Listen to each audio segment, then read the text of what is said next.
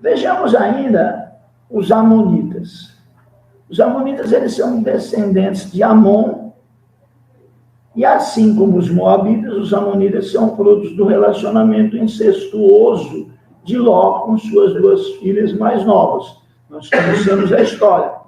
Ló, ao sair de Sodoma e Gomorra, as filhas, vendo a cidade destruída, temeram de ficar sem descendência e praticaram que o pai ficasse sem descendência, praticaram incesto com o pai, incesto esse que deu origem tanto aos amonitas quanto aos moabitas.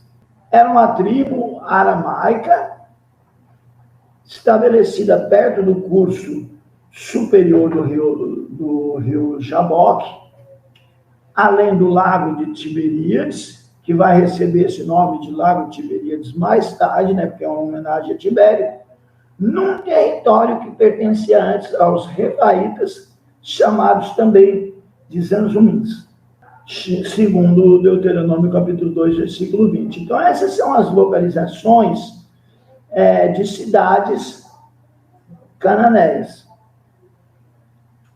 Fica confirmado pela arqueologia que elas tinham um regime monárquico, né?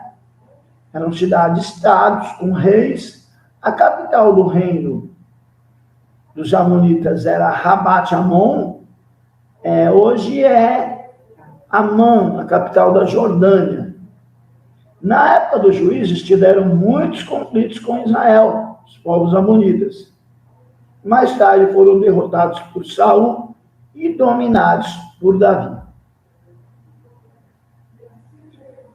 A arqueologia comprova que eles adoravam como deus Moloque, uma estátua oca por dentro, e também a Milcom. Nos braços estendidos e incandescentes de Moloque eram ofertados às vítimas humanas, principalmente crianças. Então, a estátua é uma estátua oca com as mãos para frente. A posição em que estão as mãos da estátua possibilita colocar-se uma criança. E aí coloca fogo embaixo, a estátua esquenta toda, a estátua é oca, ela esquenta toda, a criança morre queimada nas mãos da estátua de Moloque.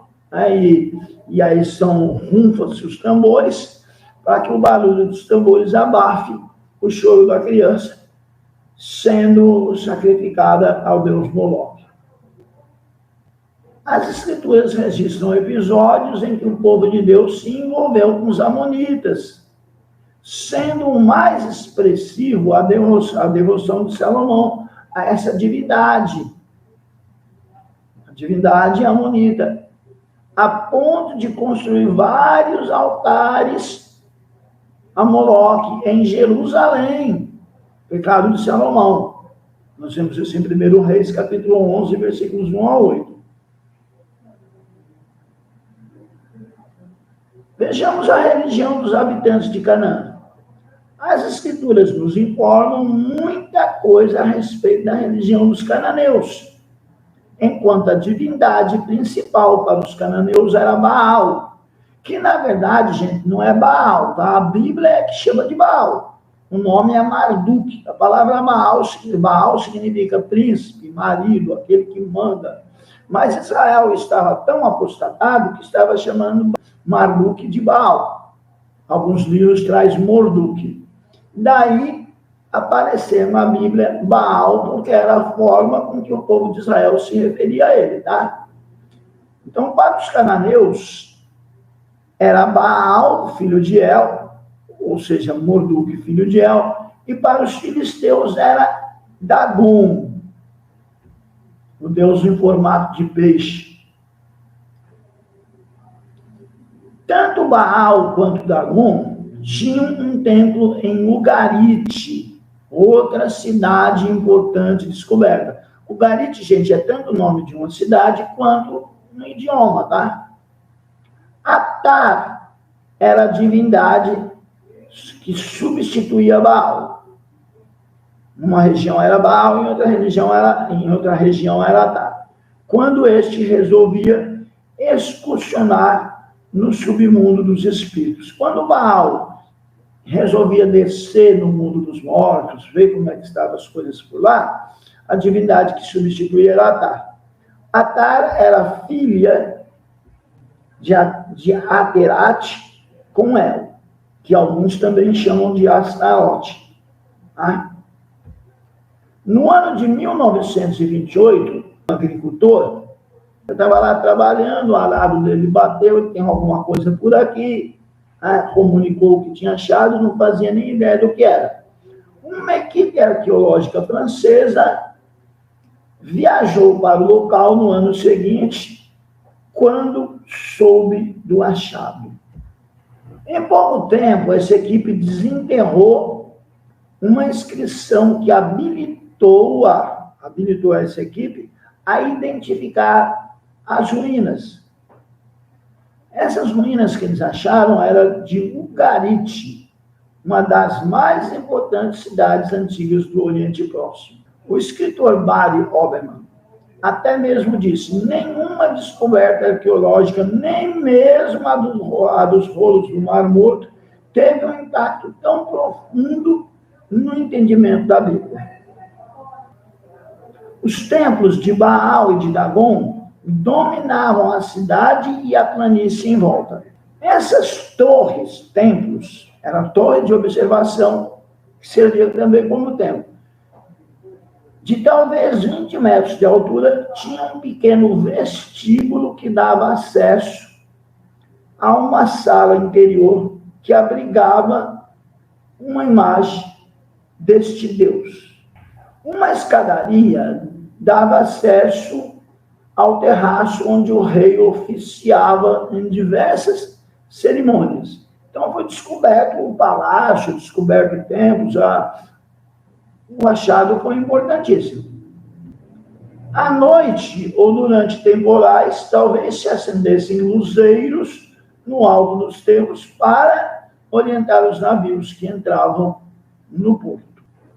Há muitas deusas, como Anat, Acera ou Aserá e Astarote, deusas do sexo, da fertilidade e da guerra. Anat era invocada para uma boa colheita, era a deusa da agricultura. Olha como a religião deles era ligada à natureza. Os deuses, estrela matutina, e Airbu, deus da lua, bem como recebe, deus da pestilência e da morte, também eram adorados em Canaã. Só filhos de El com Astarote, fala-se em 70 divindades. Tá? Os cananeus tinham como prática religiosa comum o sacrifício de crianças. Era comum entre eles. Em escavações feitas pelo arqueólogo McLancaster, em Gezer, entre 1904 e 1909, foram encontradas ruínas de um lugar alto que tinha sido um templo no qual ocorria a adoração a Baal e a Astarote. Sob os detritos neste local foi encontrada uma grande quantidade de jarros contendo despojos de crianças recém-nascidas que haviam sido sacrificadas a Baal. A área inteira se revelou um cemitério de crianças. Por isso que era próximo do templo, que era sacrificado e já era sepultado naquele cemitério. E o povo de Israel sempre foi orientado a não participar desse sacrifício, não apresentar os seus filhos, não fazer passar na fogueira. Em Megido, Jericó e Geser, as escavações revelam que era comum o sacrifício dos alicerces. O que será que é isso, sacrifício dos alicerces? Quando iam construir uma casa, sacrificava-se uma criança, cujo corpo era colocado num alicerce da casa, a fim de trazer felicidade para o resto da família. Então, nós vimos aí um pouco da religião e da organização política dos povos de Canaã. Pois bem, então nesta aula nós buscamos conhecer os habitantes de Canaã, conhecer sua religião, conhecer os aspectos políticos, e entender um pouco e ver em que a arqueologia contribuiu para a confirmação da existência e dos aspectos políticos e religiosos desse povo.